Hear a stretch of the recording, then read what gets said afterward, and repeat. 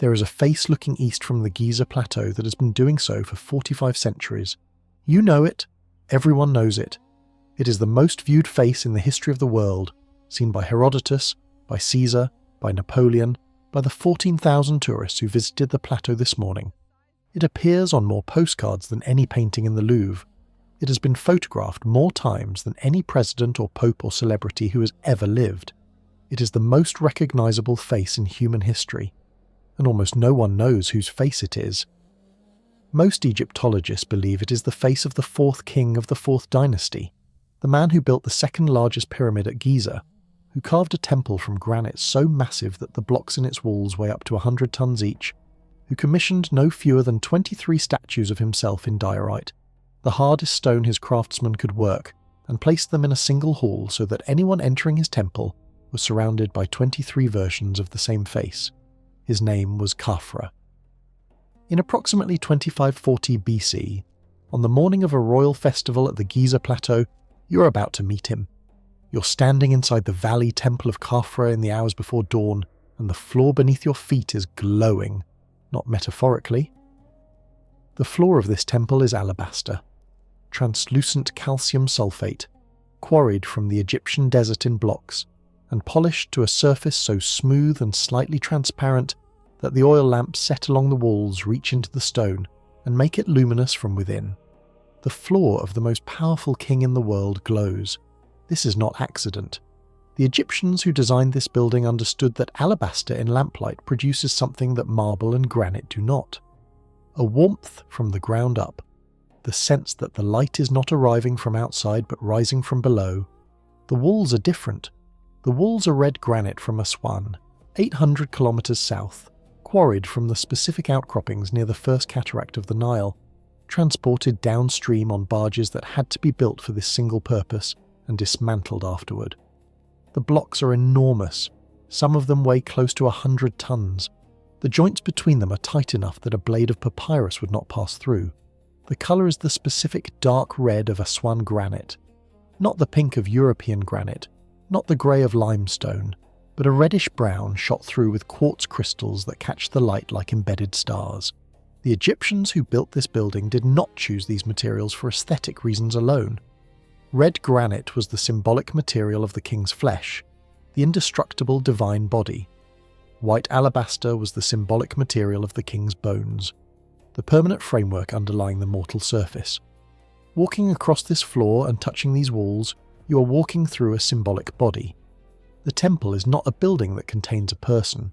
The temple is a person expressed in stone. Before you entered, you crossed the canal connecting this temple to the Nile. The valley temple sits at the edge of the plateau, at the boundary between the cultivated land of the floodplain and the desert, which is also the boundary between the world of the living and the world of the dead. Every processional temple in Egypt is positioned at this exact boundary. The canal approach ends at a quay, a landing stage where boats arrive, where the royal procession disembarks, where the transition from river to stone and from ordinary world to sacred world is made physically explicit. In the pre-dawn darkness, with the oil lamps along the quay flickering in the river breeze, the entrance to the valley temple is the only lit structure on the plateau's edge.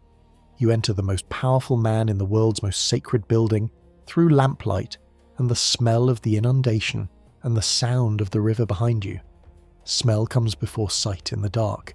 The incense burning in the braziers at the temple's entrance is kaifi, the specific compound incense reserved for evening and nocturnal ritual, its recipe inscribed on the walls of temples built centuries after this one, still available to anyone who wants to attempt it.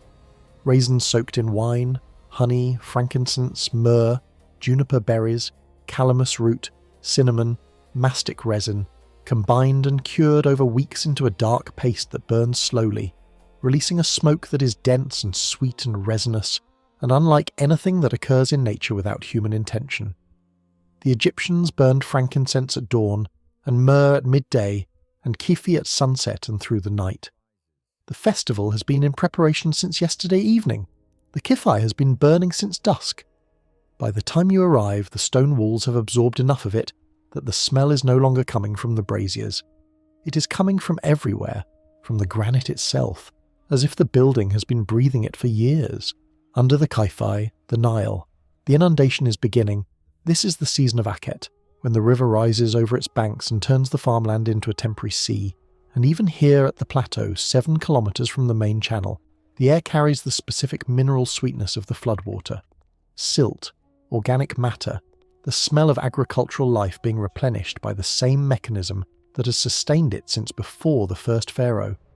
The festival and the flood are not coincidental. The renewal that the king is performing in this temple is the same renewal the Nile performs every year. The ritual and the river are describing the same thing. The hall you enter is shaped like a letter T. The stem of the T runs toward the pyramid, toward the causeway and the upper temple and the pyramid itself, which you cannot see from inside this hall but which you know is there, at the far end of a 490-metre causeway, rising 140 metres above the plateau. The crossbar of the T runs parallel to the Nile. In each of the rooms that open off this hall, arranged in niches in the floor, are statues, 23 of them, all diorite, all identical in type. The king seated on a throne, upright, hands on thighs, wearing the Nemes headdress and the false beard of divine kingship, the Uraeus cobra at the forehead.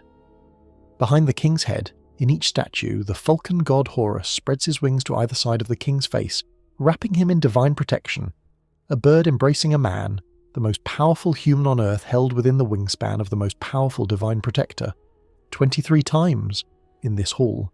In the specific lamplight of a festival morning, the oil lamps along the walls creating pools of warm light that illuminate the nearer statues fully and let the farther ones fade into partial visibility.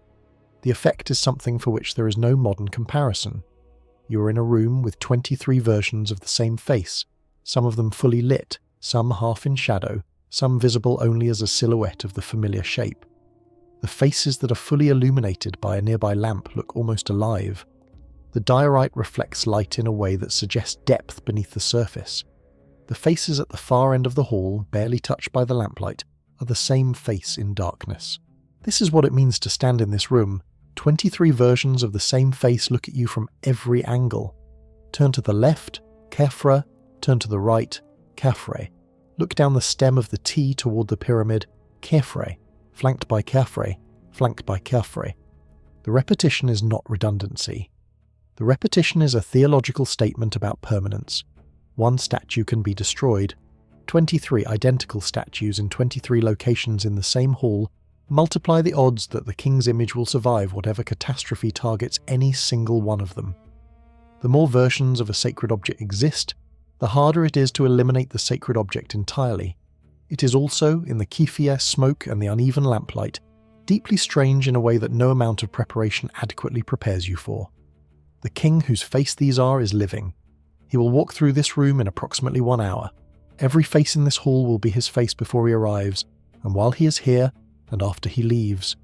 The statues do not represent him. They represent the office he fills, which is larger than him, which will exist after him, which was filled by his father and his grandfather and will be filled by his children and their children. He is temporary. The face is permanent. He enters at dawn. The procession from the royal enclosure to the valley temple follows a route that has been prepared since yesterday. White linens spread across the causeway approach, oil lamps at intervals, priests in the specific white robes that mark ritual service. Not everyday robes, but ritual white, freshly bleached, worn once and ritually burned, because the fabric that touches the divine must not be reused for the ordinary. The sound that precedes the king's arrival is the sistrum, a wooden or bronze frame with metal discs that slide along horizontal rods, producing when shaken a rattling shimmer that ancient Egyptian ritual texts describe as the sound that pleases the gods and clears the space of hostile forces. Multiple sistrums. The shaking is rhythmic, but not the rhythm of music. It is the rhythm of alertness, of preparation, of clearing the air. The people who line the processional route are not casual observers. Entry to the festival precinct is controlled. The priests, the officials, the members of the royal family who are permitted to attend have prepared for days. Specific purification rites, specific dietary restrictions, specific garments. What you're watching is not a public celebration. It is a professional performance of sacred duty by people who have trained for exactly this. Khafre moves through the hall without acknowledging the statues. This requires a moment to absorb. He has just entered a room containing 23 representations of himself, his own face, repeated in the most durable material his craftsman could work. He walks past them the way you walk past your reflection in a familiar mirror. It registers and does not stop you. The statues are not portraits of him. They are not there to show him what he looks like. They are theological objects, representations of the divine king as a permanent concept, existing independently of the mortal man who happens to currently occupy the role. He is not looking at himself, he is looking at the office. The priests at the offering tables have prepared what the offering lists document: bread in multiple varieties, beer in specific quantities, cuts of beef, goose, duck, onions, figs, lotus flowers, date wine. The offering list is also a theology. The king who provides for the gods in life must be provided for in death and in the rituals that bridge life and death. The food is real. The offerings will be consumed, first by the god symbolically, then by the priests practically. Nothing is wasted. The theology and the logistics are the same system. Outside the hall, somewhere in the workers' village south of the temple complex, the men who built this building are awake. The village is smaller now than it was during the main construction phase. The peak workforce has moved on to the next project, and what remains is the maintenance crew, the priest support staff, the men who keep the canals clear and the lamps full and the white linen washed. They will not see the king today. They will hear the sistrums. They will smell the kaifi from a kilometre away. They will know from the sound and the smell that the festival is proceeding correctly. The building you're standing in was not here 10 years ago. Khafre has been king for approximately 10 years, and in those 10 years the construction achievements at this plateau have been, by any measure except his father's, unprecedented. The Valley Temple, the building you're in, is complete. The causeway running from this temple to the upper mortuary temple is complete. The Sphinx carved from the limestone bedrock of the plateau is complete or nearly so. The pyramid itself, 143 metres high, the second largest structure in the world, with the Sphinx looking southeast along its base, is complete. Its casing stones of Tura limestone still in place, still white, still catching the first light of dawn and throwing it back across the plateau in the way that will make this hill visible from 50 kilometres away on a clear morning for the next millennium. His father's pyramid stands 30 metres higher beside it. The Great Pyramid of Khufu, 237 years ago, still in Khafre's memory as the defining achievement of the previous reign, is the larger structure. Khafre's pyramid is built on slightly higher ground, which gives it an optical illusion of near equivalence when viewed from the east.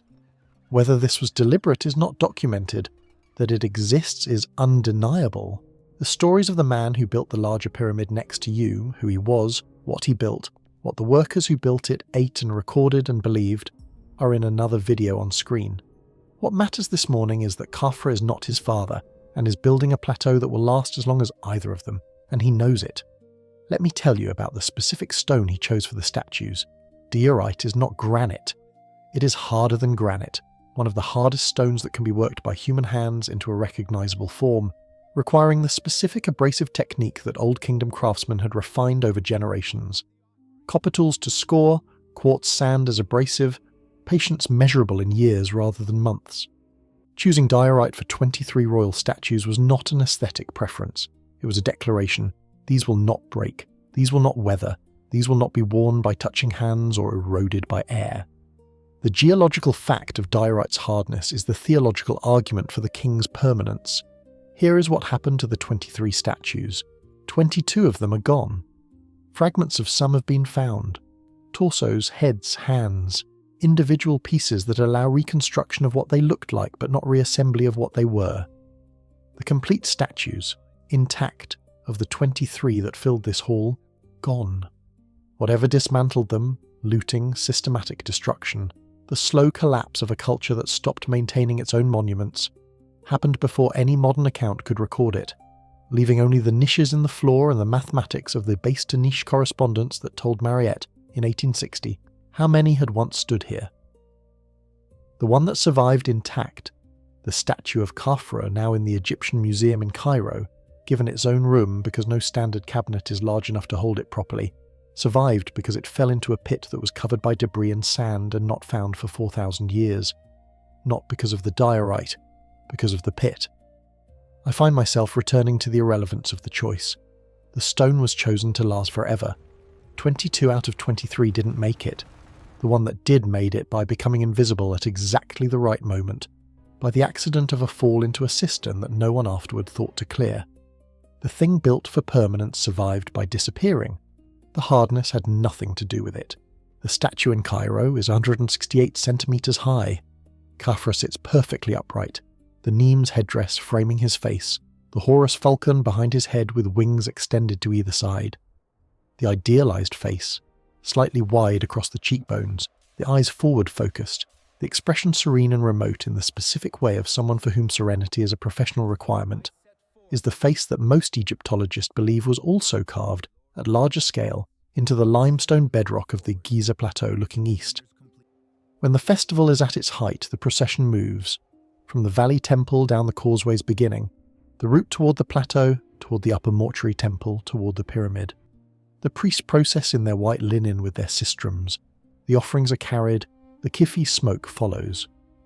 Outside the temple, the air changes completely, from the enclosed scented interior of the valley temple to the open air of the plateau, from the upward light of the alabaster floor to the specific quality of pre-dawn Egyptian light.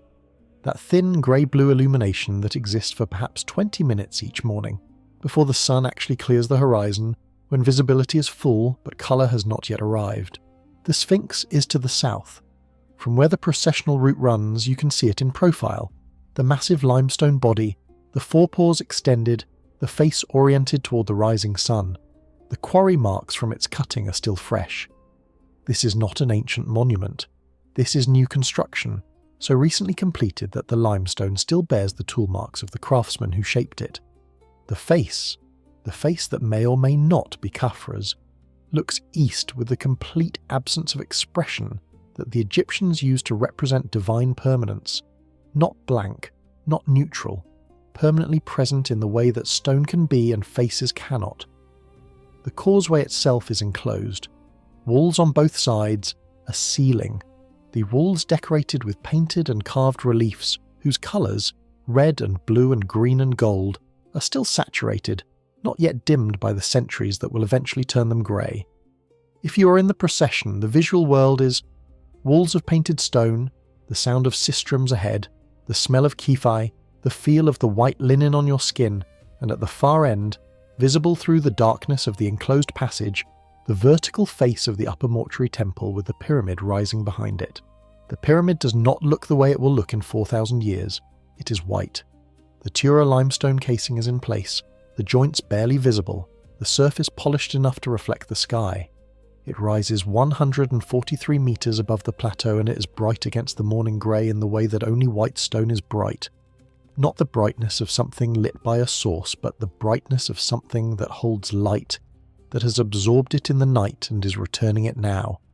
Khafre has looked at this structure every day for 10 years. He ordered it built. He approved the plans. He rode out to inspect the progress. He knows every phase of its construction, and it is still, every morning, astonishing. This is something the people who commissioned great architecture have always known and never been able to fully explain. You can understand exactly how something was made, in precise technical detail, and it can still surprise you. The pyramid surprises him. He has written nothing about this. He does not need to. The festival closes before the full heat of the day. The priests withdraw to their separate functions. The offerings have been received symbolically and literally. The statues in the hall behind you stand in the specific silence of things designed to last longer than the people who made them. The kifi smoke is thin now, hours past the height of burning, still present but diminished. The alabaster floor has cooled. The sun is above the plateau, and the shadow of the pyramid falls across the causeway. Khafre will reign for approximately 24 more years. He will not see the plateau again in this specific form, the newness of it, the freshness of cut stone, the casing still bright. Every year that passes, the plateau ages slightly, accumulates slightly, becomes slightly more itself and slightly less what he imagined when he approved the plans. The pyramid will stand for 4,000 years after he dies, surrounded by a city that grows around it, quarried for building material, climbed by tourists, measured by scholars, scanned by instruments that read the interior without entering it. The face on the plateau will watch everything in the Egyptian Museum in Cairo today. In a room specifically designed to hold it because no cabinet is large enough, a diorite figure sits on a throne. The Horus falcon wraps its wings around his head. The face looks forward with the expression of someone who's been in this chair for a very long time and expects to continue. He is the most famous builder of the ancient world you cannot name. Most visitors who see the statue do not know his father. They do not know he built the structure that guards his pyramid. They do not know that the face looking east from the Giza Plateau every morning may be his face or may not be, and that the 45 centuries of uncertainty have not changed the fact that the face is still there, still watching, still unresolved. The festival is over. The priests are gone. The Kiffy smoke has cleared. The face looks east. If you want to support this channel and help us keep finding stories like this one, membership is available. The link is in the description. It is not expensive, and it makes a real difference. See you next time.